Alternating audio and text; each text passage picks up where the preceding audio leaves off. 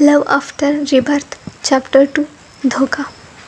Hello friends, welcome back to my story. तो चलिए कहानी शुरू करते हैं। कहानी अब तक। कल के पार्ट में हमने देखा कि राज और रेवा दोनों ही साथ में रोमांटिक मोमेंट स्पेंड कर रहे थे। ये सब श्रेया देख लेती है। वो उन दोनों की बातें भी सुन लेती है कि राज उसे नहीं बल्कि उसके प्रॉपर्टी के लिए उसके साथ प्यार और दोस्ती का झूठा नाटक कर रहा था। वो तो असल में उसकी स्टेप सिस्टर रेवा से प्यार करता था, जिससे वो अपनी सगी बहन से ज़्यादा प्यार करती थी। वो भी उसे धोखा दे रही थी। राज जब देखता है कि श्रेया ने सब देख लिया तो उसका हाथ पकड़ता है। वो उसे वहाँ से जाने नहीं दे रहा था। अब आगे रेवा कहती है, मेरी प्यारी दी, आपके मर जाने के बाद ये सारी प्रॉपर्टी जो आपके नाम है वो मेरी हो जाएगी, तो अब आपको मरना होगा। श्रेया कहती है, ऐसा नहीं होगा। उसी समय रेवा श्रेया से कहती है, ऐसा ही होगा मेरी प्यारी बहना, बस इसके लिए आपको इस कागज़ पर साइन करना होगा। श्रेया कहती है, मैं कोई साइन नहीं करने वाली, मैं सब पापा को बताऊंगी तुम दोनों के बारे में। तुम दोनों ने मुझे धोखा दिया है। रेवा कहती है, और आपको ये क्यों लगता है कि पापा आपके बात पर यकीन करेंगे? मैं ऐसा होने नहीं दूंगी। अब बस हो गया, वैसे भी आपको साइन करने की ज़रूरत ही नहीं है। आपने तो पहले ही ये काम कर दिया है। आप भूल गई इतनी जल्दी? So sad. फ्लैशबैक। जब श्रेया पढ़ाई कर रही थी, एक्चुअली श्रेया कॉलेज में पढ़ती थी। वो कॉलेज की टॉपर है। वो MBA कर रही थी। उस वक्त वहाँ पर रेवा आती है। वो उससे बड़ी ही चालाकी के साथ पेपर पर साइन लेती है। श्रेया ज़्यादा ध्यान नहीं देती। वो रेवा को बहुत प्यार करती थी, उसकी हर एक ख्वाहिश पूरी करती थी, उसकी गलती छुपाने में भी उसकी मदद करती थी। वो सब श्रेया के प्रॉपर्टी के पेपर्स थे जो कि अब रेवा के नाम हो चुके थे। साइन हो जाने के बाद रेवा अपने चेहरे पर एक कनिंग स्माइल करती है और पेपर लेकर वहाँ से चली जाती है। Present time. श्रेया को वो सब याद करके अब अपनी बेवकूफ़ी पर अफसोस हो रहा था। वो कैसे इतनी बेवकूफ़ हो सकती है, पर वो भी तो क्या कर सकती है।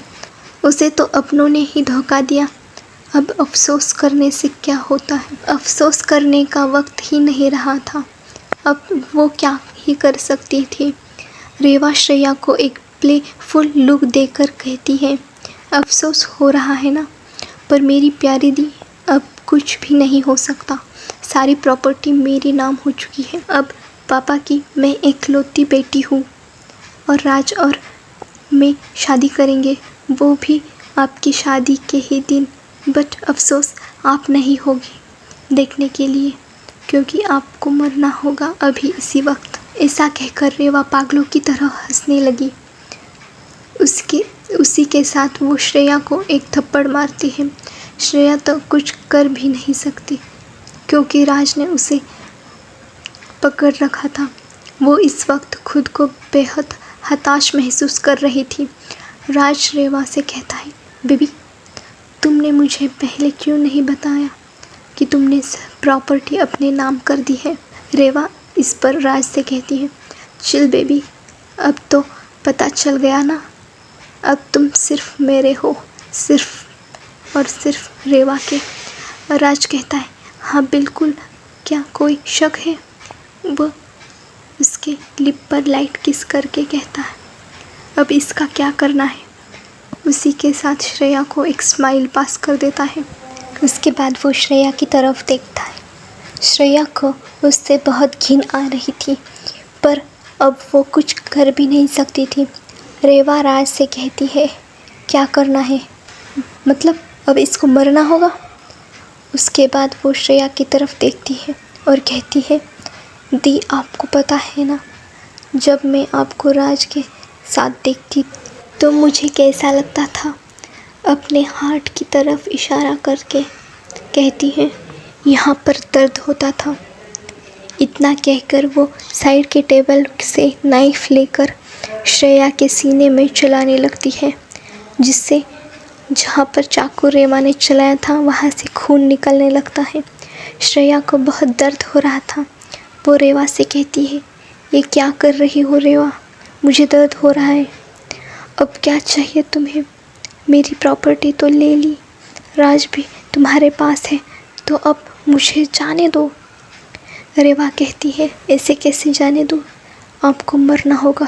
पागलों की तरह हंसने लगती है। उसी के साथ आगे कहती है, क्योंकि आपके मरने पर मैं पापा की अकेली बेटी होगी। पापा जब मुझसे ज़्यादा आपका लाड करते थे तो आपको पता है मुझे कैसा लगता था। आपको कैसे पता चलेगा? मैं बताती हूँ ना आपको। मुझे आपसे बहुत जलन होती थी। आप हर काम में अच्छी थी, फिर चाहे वो पढ़ाई हो या कोई और काम, सबको बस आप ही दिखाई देती थी, जिससे मैं हूँ ही नहीं। इसलिए अब आपको मरना होगा, उसके बाद सब मुझसे प्यार करेंगे। उसी वक्त राज रेवा से कहता है, बेबी जल्दी करो, अब मैं बोर हो रहा हूँ इसकी गंदी शक्ल देख देख कर। श्रेया बहुत ही खूबसूरत थी, उसके सामने रेवा फीकी पड़ती थी। श्रेया अपने बहन से बहुत प्यार करती थी, उसे उदास नहीं कर सकती थी, इसलिए उसने अपनी खूबसूरती को बड़े से गोल फ्रेम वाले चश्मे से ढक लिया था। लेकिन जो भी उसे ध्यान से देखता तो उसे पता चल जाता था वो कितनी ब्यूटीफुल है। राज ने कभी उस पर ध्यान ही नहीं दिया था। वो तो रिया से प्यार करता था, इसलिए उसे नहीं पता था कि श्रेया कितनी ब्यूटीफुल है। नहीं तो वो कभी उसे छूटता नहीं, और नहीं तो रेवा के पीछे जाता। अब जल्दी ख़त्म करो ये सब, कल हमारी शादी है, घर वालों को भी तो बताना पड़ेगा ना। इतना कहकर राज रेवा को होठ पर एक बेबी किस करता है, और वो दोनों वहाँ पर ही शुरू हो जाते हैं। श्रेया को उन लोगों से बहुत घिन आ रही थी। उसे तो ये भी नहीं पता था कि उसकी बहन उससे इतनी नफ़रत करती थी। दोनों अपने आप को ही कंट्रोल करते हैं। रेवा कहती है, हाँ ठीक है। फिर से वो राज को एक बेबी किस करके श्रेया को देखती है और एक खतरनाक स्माइल देती है। उसी के साथ अपने हाथ में पकड़ा हुआ चाकू पागलों की तरह श्रेया की बॉडी पर चलाने लगती है। श्रेया उन दोनों से छूटने के लिए भीख मांग रही थी, पर वो दोनों उसकी बात नहीं सुनते। चाकू बॉडी पर चलने से हर जगह से खून बहने लगता है। उसे बहुत दर्द हो रहा था। उसकी चीखें सारे रूम में गूंज रही थी। आखिर में श्रेया स्ट्रगल करना बंद करती है। आंखें बंद करने से पहले भगवान से कहती है, मैंने क्या गुनाह किया था जो मुझे ये सज़ा मिल रही है? क्या दोस्त पर भरोसा करना मेरी गलती थी, या फिर सौतेली बहन को सगी सिस्टर से ज़्यादा प्यार करना, जो मुझे ये सज़ा मिल रही है? और रेवा और राज की तरफ देखकर कहती है, मैं लौट कर आऊँगी अपने साथ हुए धोखे का बदला लेने।